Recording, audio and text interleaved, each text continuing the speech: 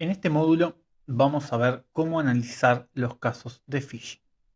Y antes de arrancar con el contenido, te voy a hacer una recomendación.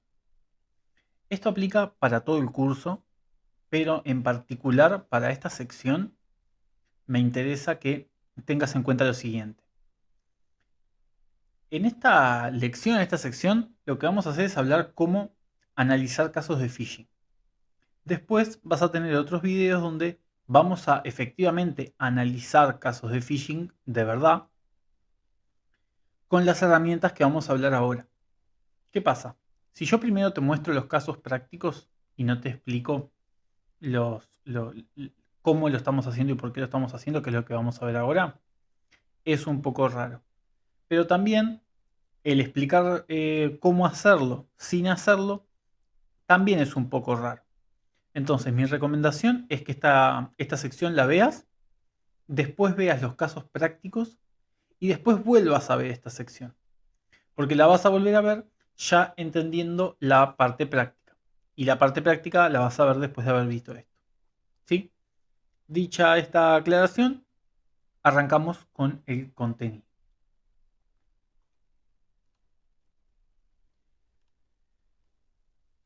A ver, la mejor gestión de un incidente es evitar que ocurra. ¿Sí?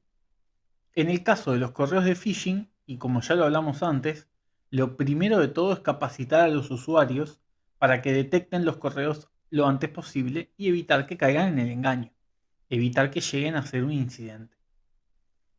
Los contenidos de la capacitación van a ser variables según el nivel de conocimiento de los usuarios, pero pueden incluir partes de todo lo que vimos hasta ahora, en especial de las distintas técnicas que utilizan los atacantes. Después los usuarios lo van a reportar, sí, pero porque lo detectaron a tiempo y eso es lo importante. El foco de la capacitación tiene que estar en casos reales. Si son casos ocurridos en la propia empresa, mucho mejor, para que lo vean como algo más cercano, algo más tangible, algo más real que efectivamente puede sucederle a cualquiera. Hay que explicar brevemente cómo funciona una URL, una dirección de correo, esas cosas que vimos antes, pero lo mínimo indispensable para que ellos puedan identificar casillas o sitios web falsos. ¿Sí? No es necesario profundizar mucho. Sí que entiendan, vean cuáles pueden ser casillas verdaderas y falsas, URLs verdaderas y falsas. Y también tenemos que tener en cuenta que los usuarios, en principio, no tienen por qué tener herramientas específicas de análisis o saber utilizarlas. Por eso, es importante educar en técnicas como la de apoyar el mouse arriba de un link para ver a dónde lleva, saber analizar la URL a la que accedemos en un sitio web, poder leer el remitente de un correo electrónico desde el propio cliente de correo y detectar todos esos gatillos psicológicos que utilizan los atacantes. Lo peor que nos puede llegar a ocurrir como consecuencia de una capacitación extensiva es que los usuarios estén sobrecapacitados, que estén demasiado atentos y reporten muchos falsos positivos. Que cada correo no solicitado lo reporten porque les pareció sospechoso. Igualmente tengo que decir que en la vida real no he visto que esto suceda, pero llegado el caso de que te sucediera algo así, podés capacitar a los usuarios nuevamente para que aprendan a no reportar los correos que no son una amenaza.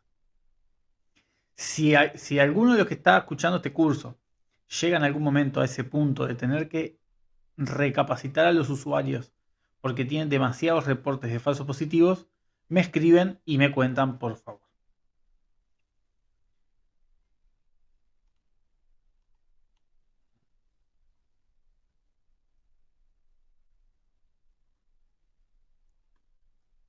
Y bueno, también tiene que formar parte de la capacitación a los usuarios el enseñar cómo reportar un evento de phishing, ¿no? O sea, cuáles son los eh, procesos o procedimientos que tenga la organización implementados.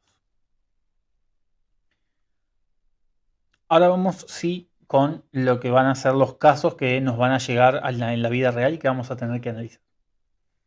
El caso ideal para analizar el phishing, y otra cosa que también hay que indicar a los usuarios para que aprendan a hacerlo, es que en vez de reenviarme el correo de phishing, me lo manden como adjunto. ¿Por qué? Y eso es para otros cursos, pero porque vamos a tener toda la información si tenemos el correo real. Si lo reenvían, hay veces que hay información que se pierden imágenes, a veces se pierde parte del remitente y se pierde toda otra metadata que no vamos a profundizar ahora, pero que a veces es necesaria y la podemos llegar a necesitar. Entonces, nuestro análisis va a depender de la información disponible, ¿sí? Si nos mandan el correo como adjunto, vamos a tener toda la información disponible. Eso lo que significa es que mientras más información tengamos, mejor análisis vamos a poder hacer. El mejor caso es el adjunto. El peor caso es que directamente te digan me llegó un correo sospechoso y ni siquiera te lo reenvían, no te mandan ni una captura de pantalla. Eso también pasa, a veces te mandan la captura de pantalla del correo o de la bandeja de entrada, ni siquiera del correo entero. Y a partir de ahí vos tenés que tratar de analizarlo. En general, la recomendación es que siempre que podamos le solicitemos al usuario más información. Pero hay veces que el usuario te dice, no, yo te mandé la captura y lo borré. Entonces, bueno, tenemos que hacer lo que podemos con lo que tenemos. Además, también hay que tener en cuenta que si podemos identificar y bloquear un posible phishing antes, va a ser mejor. Porque si lo reportó una persona, es posible que le haya llegado a otros. Entonces, si nos llega un reporte parcial, pero donde nosotros ya vemos una dirección de correo electrónico falsa que podemos ir bloqueando, aunque le pedimos más información, vamos y vamos bloqueando lo que ya tenemos, ¿sí? Para evitar que le llegue a otras personas. Pero bueno, ¿cómo va a ser nuestro procedimiento de análisis? Y acá después en cada empresa van a tener su propio procedimiento, su propio proceso, sus propios registros.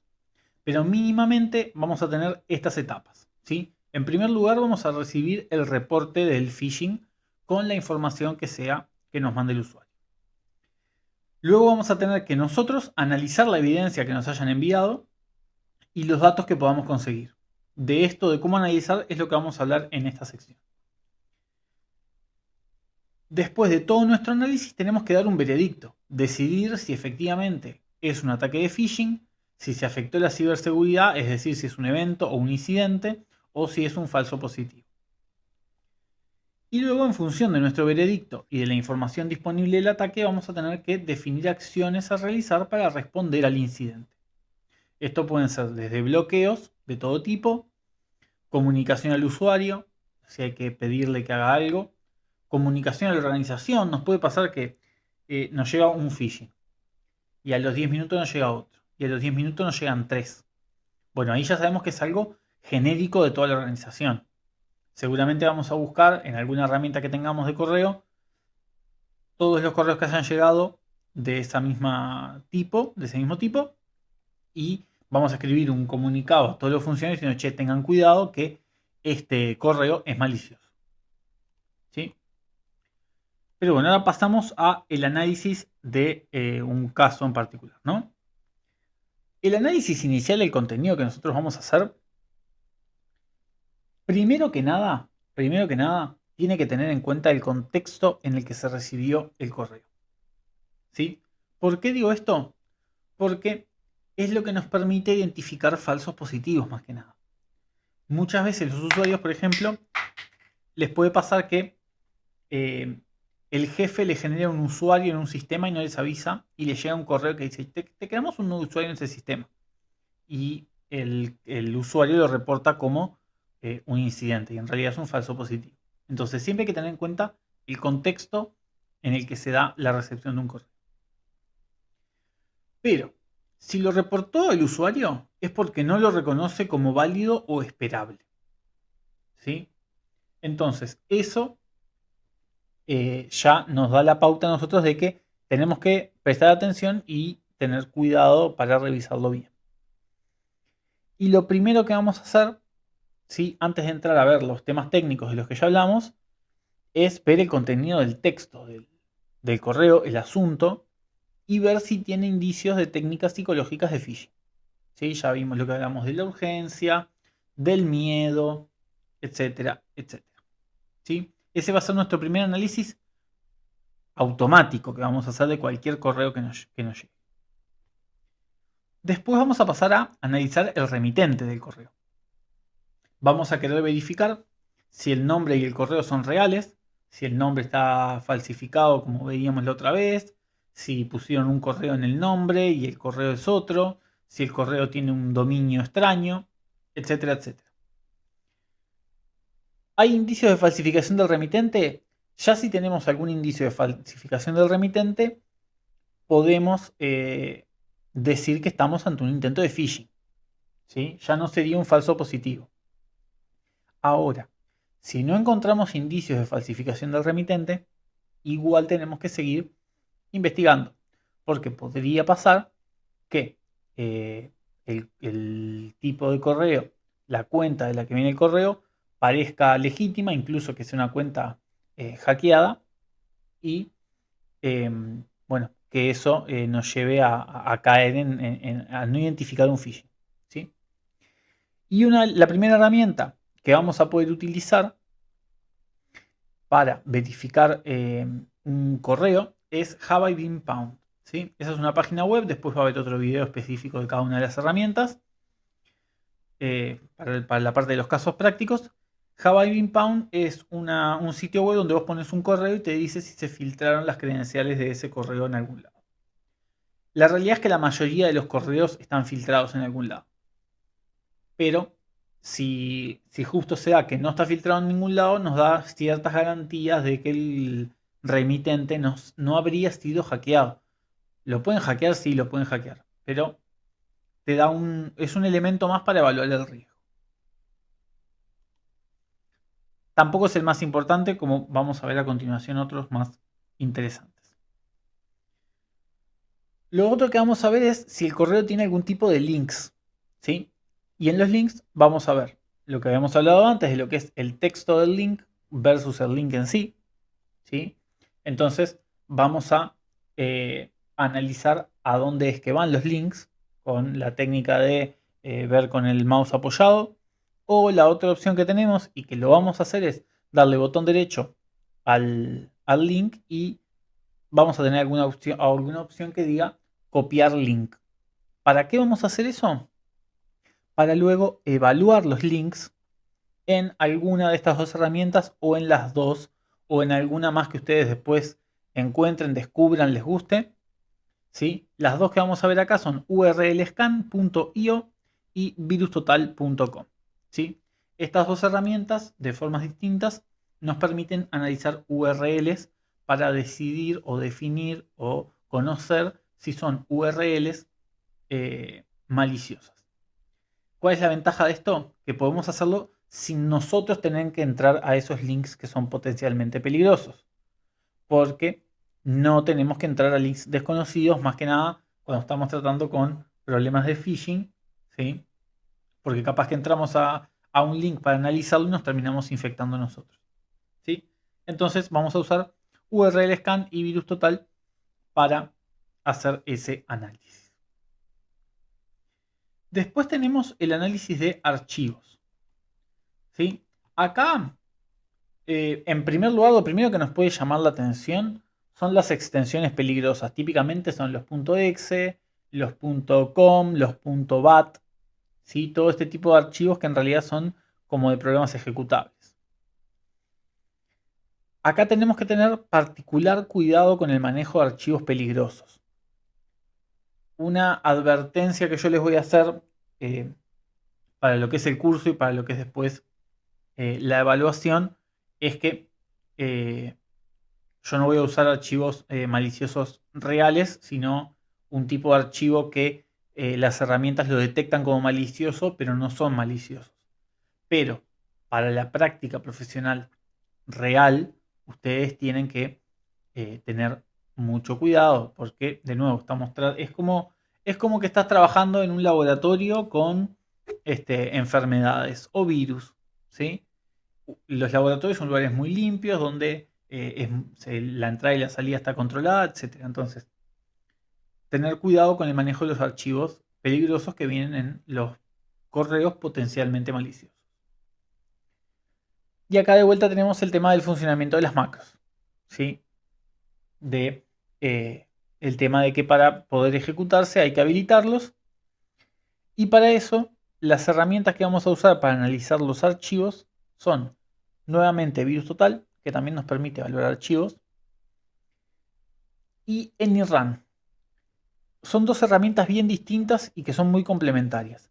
VirusTotal lo que hace es que agarra un archivo o una URL y tiene como instalados en servidores prácticamente todos los antivirus que hay en el mercado y le tira la URL o el archivo a todos los antivirus para que digan sí o no, y te da como un puntaje, te dice cuántos antivirus detectan eso como malicioso. AnyRun es lo que se conoce como sandbox, ¿sí? Sandbox es una caja de arena, es como un arenero para los niños. Entonces, ¿qué es un sandbox? Es un lugar seguro para probar cosas. Como una metáfora de que es un lugar seguro para que los niños jueguen. A nivel de malware, un sandbox es un lugar seguro donde poder, se dice, detonar un malware, como si fuera una bomba, detonar un malware para ver su comportamiento. Entonces, en AnyRun lo que vamos a hacer es subir un archivo y eso se ejecuta en una computadora virtual, en un entorno aislado, y vemos cómo reacciona el sistema. ¿Sí? De nuevo, todas las herramientas lo vamos a ver después en la parte de los casos prácticos. Ahora, después de que ya analizamos todo el correo, ya vimos el contenido, vimos el remitente, vimos los links, vimos los archivos. Y en base a todo eso nosotros vamos a tener un veredicto de este correo es malicioso o no, yo acá no veo nada que sea malicioso. Después, en función de este veredicto, tenemos que definir las siguientes acciones. Idealmente, de nuevo, como en los otros, como en la gestión de incidentes, todas las acciones deberían estar predefinidas de antemano en los procedimientos de la organización. ¿Sí? Pero como no siempre pasa, también tenemos que saber cómo movernos cuando no tenemos un procedimiento. O también, ¿por qué no? Si la organización no tiene un procedimiento, ustedes ahora pueden estar capacitados para plantear, che, necesitamos un procedimiento de esto, debería tener al menos estas partes. ¿Sí? Entonces, definición de acciones. Si es un falso positivo, lo único que tenemos que hacer es notificar al usuario, en realidad. ¿Sí? Para decirle, che, no te preocupes, esto es un falso positivo. Como mucho, una acción que se podría hacer si es un correo comercial, es una newsletter, es una lista de distribución, se puede dar la baja de la lista de distribución. Generalmente tienen un link abajo que dice dar de baja esta suscripción, o en inglés unsubscribe. Pero acá hay opiniones encontradas porque si el correo no es realmente comercial, o incluso si es comercial, al marcar la baja estamos confirmándole al que tenía ese correo registrado que el correo al que mandó el mail de la casilla efectivamente existe y está activa. Entonces hay gente que recomienda no, contra lo que es spam o phishing, bueno, phishing obviamente, pero contra lo que es spam, tampoco interactuar. ¿Sí? Entonces lo que sí o sí vamos a tener que hacer es notificar al usuario. Lo otro depende un poco de la, la visión del riesgo que tenga cada uno. ¿Sí? Yo en general no doy de baja los correos que me reportan que son de spam. Sí, lo que hago es en mi propia casilla de correo, cada tanto hago una limpieza de algunos lugares a los que me suscribí y doy la baja. ¿Sí? Pero en lo que es gestión de incidentes, generalmente no doy la baja de las casillas. Ahora, si es un evento, Si definimos que el correo llegó, pero el usuario lo detectó a tiempo y no hizo ninguna acción y simplemente lo reportó, lo que queremos evitar es que otros usuarios lo conviertan en un incidente. ¿Sí? Entonces, para eso, lo que vamos a hacer es bloquear todos los indicadores de compromiso relacionados en todos los sistemas que tengamos para bloquear. ¿Esto qué implica? Bloquear la cuenta del remitente en la solución de seguridad de correo electrónico que tengamos. Bloquear las URLs en el proxy de navegación si tenemos, o si tenemos algún tipo de otro sistema a nivel de firewall que podamos bloquear URLs para la navegación también. ¿Para qué? Por si a alguien le llega la misma URL y no se da cuenta y hace clic, que no pueda navegar esa URL. Si tenemos alguna IP relacionada, también la bloqueamos. Y si el correo viene con algún archivo adjunto malicioso, también vamos a bloquear el archivo o generalmente lo que se bloquea son los hashes. En realidad es un hash del archivo. Se puede llegar a bloquear el nombre del archivo también, aunque no es muy recomendable. Depende del nombre, obviamente. Y también podemos llegar a bloquear todos los correos que tengan tal texto en el asunto o en el contenido, que también, si nos llegan muchos correos parecidos de distintos lugares, pero que todos dicen su cuenta ha sido bloqueada y nosotros no usamos ese lenguaje en la empresa, podemos bloquear todos los correos que contengan ese texto adentro. ¿Sí? Lógicamente no vas a poder bloquear todo si no lo tenés. Vas a poder bloquear las cosas que hayas analizado y que tengas. Si viene un correo que no tiene un archivo adjunto, no vas a tener archivos que bloquear. Si no tiene URLs, no vas a tener URLs que bloquear y así. ¿Sí? Vamos a bloquear las cosas que tengamos. Por último, si es un incidente, además de todo lo que ya hicimos por el evento, tenemos que recuperarnos de los efectos del incidente. ¿Sí? Vamos a tener que tomar algún otro tipo de acciones para asegurar que el incidente no siga. Es lo que se llama contener el incidente, frenar el incidente. Esto está un poco fuera del alcance del módulo, pero para que tengan una idea, está bueno. O sea, está fuera del alcance del módulo todo lo que es la contención de un incidente. Pero sí saber definir unas acciones básicas, sí lo tienen que saber. Entonces, algunas de las acciones que nosotros podemos tomar cuando hay un incidente. ¿Cuándo hay un incidente? Hay un incidente cuando la persona recibió el correo de phishing y cliqueó en un link o abrió un archivo adjunto o ingresó sus datos en algún lado. ¿Sí? A veces te puede pasar que te digan, che, te reporto este correo porque hice clic en el link, puse el usuario, no me dejó entrar, me pareció sospechoso y ahí te lo mandé. ¿Se dio cuenta tarde? Se dio cuenta tarde. Ahora ya está. Ahora lo que tenemos que hacer es responder a ese incidente. Entonces, algunas acciones que podemos hacer es resetearle la clave del usuario, si es que se vieron comprometidas las claves del usuario. Ejecutar un análisis de malware en el equipo de la persona que fue víctima del incidente, si pensamos que puede haber ejecutado alguna cosa extraña. Si en algunos casos más extremos o más riesgosos, podemos llegar a formatear directamente el equipo de la víctima para asegurarnos de que no quedan rastros del malware en el disco duro. Hay algunos malware muy avanzados que pueden llegar a sobrevivir a un formateo, pero estamos en una introducción a la ciberseguridad, así que no nos vamos a meter en cosas tan complejas. Y lo otro que se puede llegar a hacer es un análisis a nivel de la red para identificar otros equipos que estén comprometidos. Muchas veces los virus, cuando infectan un equipo, después detectan qué otros equipos hay alrededor y si pueden los infectan también. Entonces nos va a importar para nuestra tranquilidad, si un equipo estuvo comprometido, ver si no hubo otros equipos también comprometidos. ¿Sí? Hasta acá es la parte de cómo analizar casos de phishing y a continuación van a estar los videos de los casos prácticos.